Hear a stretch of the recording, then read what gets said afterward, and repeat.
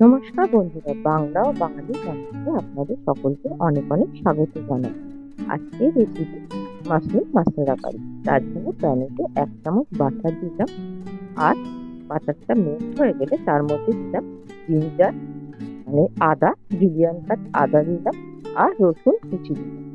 দিয়ে ভালো করে একটু প্রথমে বাটারের মধ্যে নাড়া হয়ে গেলে এর মধ্যে দিয়ে দেবো মাশরুমগুলোকে স্লাইস করে কেটে নিয়ে ভালো করে ধুয়ে নিয়ে এবার দিয়ে বাটারের মধ্যে হালকা নেড়ে, খুব বেশি কিন্তু নাড়ার দরকার নেই। আর মাশরুম কিন্তু বাটারের মধ্যে দিলে একটা আলাদাই ফ্লেভার আনে। এবার দিলাম মিট মশলা, যে কোনো মিট মশলা দিয়ে হালকা করে মাশরুমটাকে নেড়ে নিলে মাশরুমের টেস্ট কিন্তু আরো বেশি বেড়ে যায়। ভালো মতো নাড়া হয়ে গেছে। এবার মাশরুমটাকে আমি আলাদা একটা পাত্রের মধ্যে দিয়ে তোলা হয়ে গেছে। ওই কড়াইতে আমি দিলাম সর্ষের তেল, আর তার মধ্যে দিলাম 1/2 চা চামচ গোটা ঘি, আর 4খানা শুকনো লঙ্কাকে ফাটিয়ে আর দিচ্ছি 5খানা রসুনকে কুচি করে।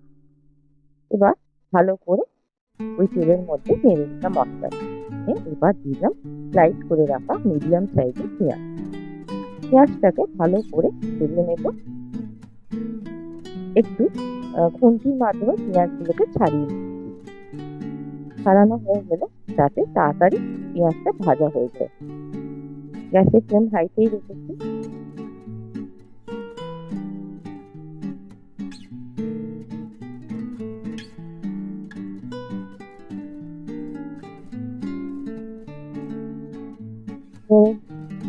এবার পেঁয়াজটা যতক্ষণ না একটু কালারটা চেঞ্জ হয়ে যাচ্ছে ততক্ষণ কিন্তু আমাকে পেঁয়াজটাকে ভাজতে হবে। ভাজা হয়ে গেলে ওই পেঁয়াজের মধ্যে দিয়ে দিলাম 1 চামচ আদাটাকে কিন্তু আমি গ্রেট করে নিচ্ছি।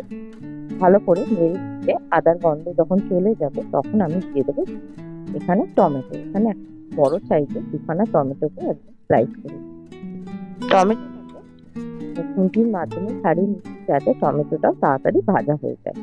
এবার টমেটোটাকে যাতে তাড়াতাড়ি হয়ে যায় তার জন্য সামান্য একটু নুনটা দিলে কিন্তু টমেটোটা তাড়াতাড়ি গলে যায়। এবার ভালো করে নেড়ে নিচ্ছি। নাড়া হয়ে গেলে এখানে ভালো মতো কিন্তু টমেটোটা গলে গেছে, ভালো মতো ভাজা হয়ে গেছে সবটাই। এবার বাকি মশলাগুলো দিতে থাকবে। প্রথমে একটু জল দিলাম, জল দিয়ে ভালো করে কষিয়ে নিচ্ছি। সবটা কষানো হয়ে গেলে এবার দিয়ে দেবো লঙ্কা গুঁড়ো। এখানে আমি 1 চা চামচ লঙ্কা গুঁড়ো দিয়েছি, আর 1/2 চা চামচ দিলাম জিরে, আর 1 চা চামচ দিয়েছি ধনে। এবার দিয়ে দেবো হলুদ দিয়ে সমস্তটাকে, আর সামান্য একটু চিনি দিলাম টেস্টটাকে ব্যালেন্স করার জন্য। এবার সমস্তটাকে নেড়ে সামান্য একটু জল দিয়ে নাড়বো, কারণ দেখতেই পাচ্ছেন কত তাড়াতাড়ি মশলাটা কিন্তু টেনে নিচ্ছে, না হলে কিন্তু পুড়ে যাবে। ওই জন্য একটু সামান্য জল দিয়ে কষতে থাকবো।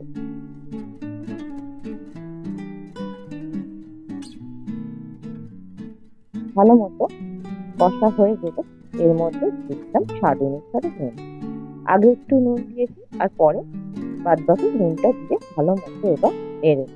এবার সামান্য একটু জল দিয়ে মশলাটাকে নেড়ে নেব। মশলাটাকে ভালো মতো গ্যাসের ফ্লেম হাইতে মিডিয়ামে রেখে এবার কিন্তু মশলা থেকে তেল ছাড়া শুরু করে। এই সময় দিয়ে দেবো গরম মশলা। এখানে 1/2 চা চামচের একটু কম গরম মশলা দিয়ে তারপর নেড়ে দিয়ে জল ঢেলে দিলাম। এবার গ্যাসের ফ্লেম হাইতেই রেখে কড়াইটা চাপা দিয়ে দিলাম। এবার ভালো মতো ফুটে গেলে ওপর দিয়ে আমি দিলাম কুচি করে রাখা ধনে পাতা দিয়ে আবারও একটুখানি চাপা দিয়ে দিই। তারপর এবার বাদ বাকি যে ভেজে রাখা মাশরুমটা দিয়ে দিলাম, দিয়ে একটু নেড়ে দিলাম। এবার মাশরুমটাকে সেদ্ধ হতে দেবো ভালো মতো। কড়াইয়ের ঢাকনাটা তুলে দেখে নিচ্ছি ভালো মতো মাশরুমটা কুক হয়ে গেছে। আমি কিন্তু এখানে 10 মিনিটের জন্য মাশরুমটাকে গ্যাসের ফ্লেম একদম লোতে করে চাপা দিয়ে সেদ্ধ করে নিলাম, আর ওপর দিয়ে দিয়ে দিলাম কাসুরি মেথি ছড়িয়ে, রোস্টেড কাসুরি, তাতে আরও কিন্তু খেতে সুন্দর হবে। এবার ভালো মতো করে নেড়ে গ্রেভি তা ঠিক আছে, মাশরুম একদম রেডি হয়ে গেছে। এবার আমি একটু টেস্ট করে দেখে নিচ্ছি বাদ বাকি সব রকম ফ্লেভারগুলো ঠিক আছে কিনা, নুনটা ঠিক আছে কিনা। সব কিছু ওকে আছে। এবার কিন্তু আমি গ্যাসের ফ্লেম অফ করে দিই। মাশরুম একদম রেডি, মশলা মাশরুম কিন্তু একদম রেডি হয়ে গেছে। এবার একটা আলাদা পাত্রে শুধু ঢেলে নিয়ে রুটি দিয়ে খাওয়ার জন্য একদম রেডি। এবার আমি একটা আলাদা পাত্রে ঢেলে নিচ্ছি।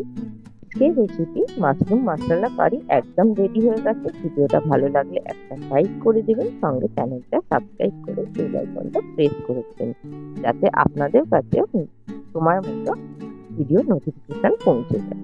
Thank you for watching.